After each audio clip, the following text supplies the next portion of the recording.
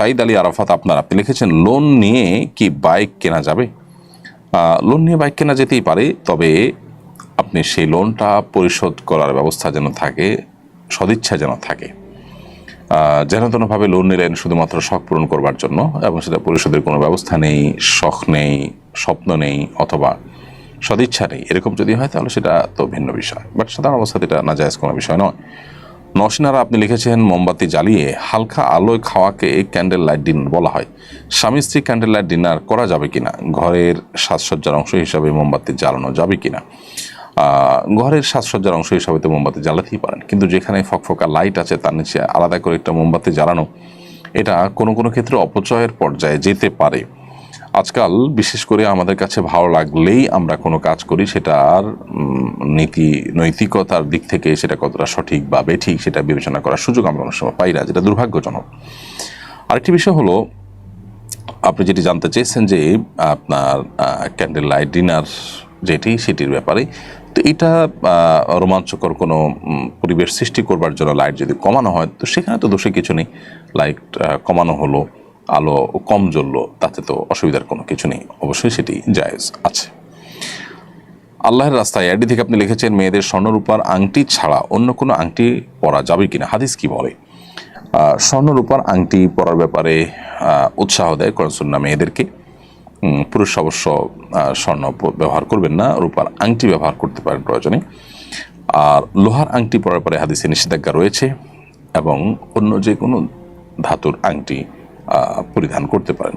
লোহার আংটির পরে হাদিসে নিষেধাজ্ঞা রয়েছে, অতএব সেটিকে অ্যাভয়েড করবেন। এমডি আবু সাহেদ আপনি লিখেছেন, রুকিয়ার আগে রোগীর সাথে টাকা কন্ট্রাক্ট করা কি জায়েজ?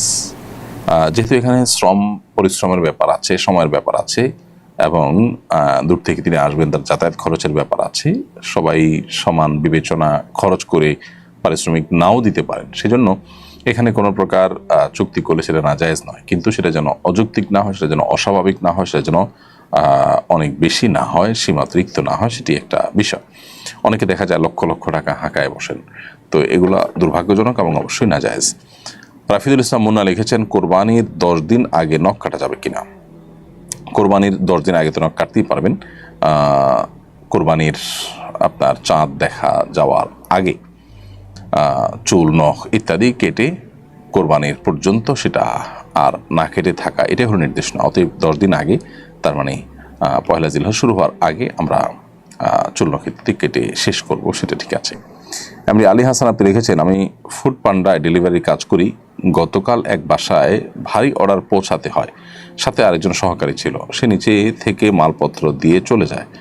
আমি সব 8 তলায় পৌঁছে দিই। কাস্টমার আমাকে 100 টাকা বকশিশ দিয়ে বলেন 2জন ভাগ করে নিতে। পরে অনেক খুঁজে ওই ছেলেটিকে খুঁজে পাইনি। এখন জানতে চাই তার ভাগের 50 টাকা আমার জন্য খাওয়া জায়েজ হবে কিনা।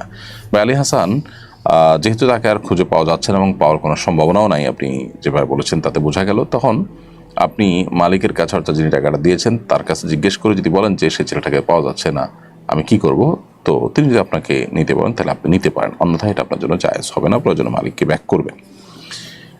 এরপর রাইফা আপনি লিখেছেন, প্রেগনেন্সি অবস্থায় নামাজ পড়তে অনেক কষ্ট হয়, এমন অবস্থায় চেয়ারে বসে টেবিলের উপর সিজদা দিলে কি নামাজ হবে?